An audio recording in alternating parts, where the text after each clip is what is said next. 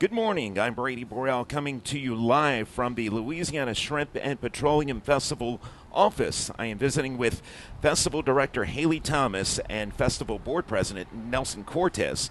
And I want to thank you too. I know it's an extremely busy week for you guys. So much going on. As a matter of fact, you'll see some activity right now on your screen as they are currently setting up the carnival this morning.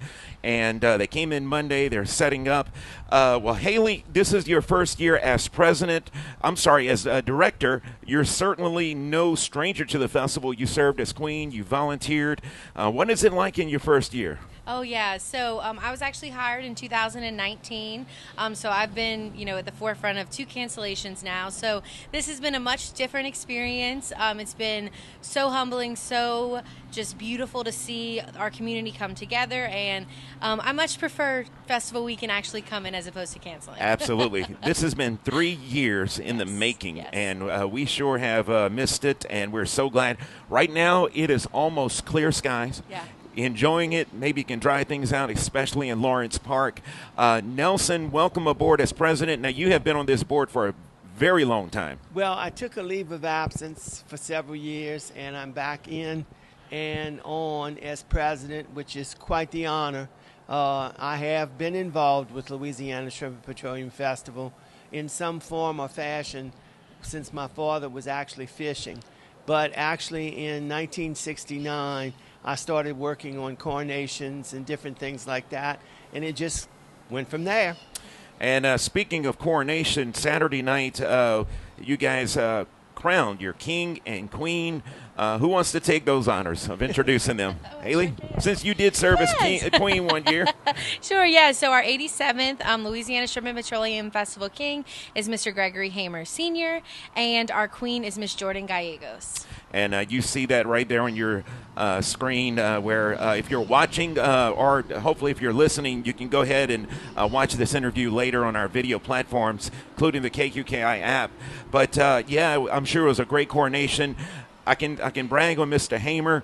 He is so involved in the community. He's a philanthropist. They actually, Taco Bell sponsors our fireworks coverage on Sunday night, which we'll get into that in a few moments. But, it all kicks off really tomorrow evening where they will start with the carnival rides and pay one price ride bracelets.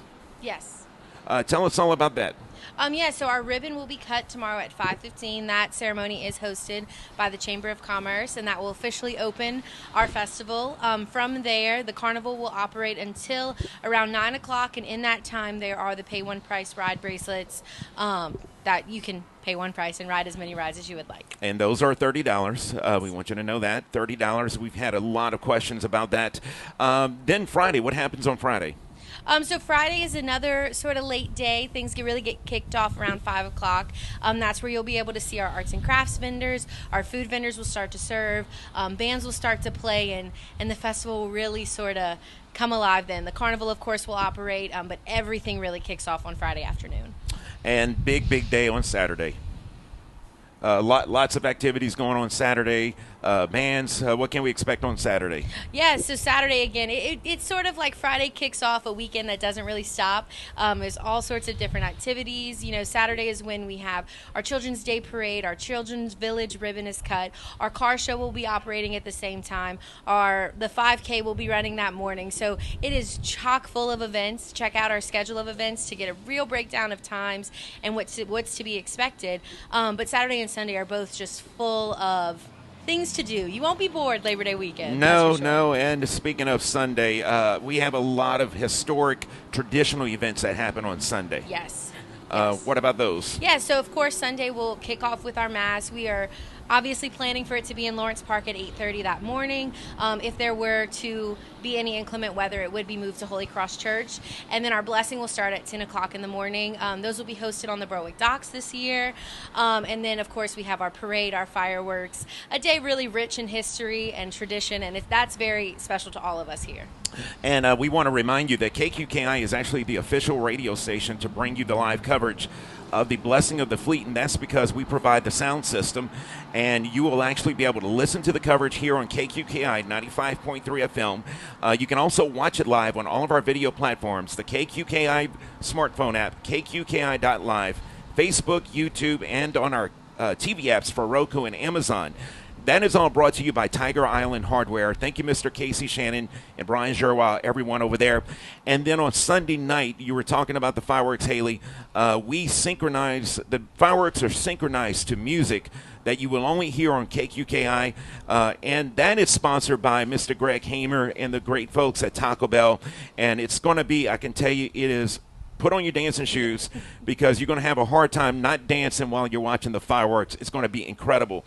And then on Monday, Labor Day, yes, what happens? Yeah, so it starts a little bit later that day. You know, we don't have such an early 8 o'clock morning start, but everything's going to kind of start winding down. You can still visit the Arts and Crafts Show. You can still ride the Carnival rides. The Pay One Price bracelets will be happening again on Monday, on Labor Day itself.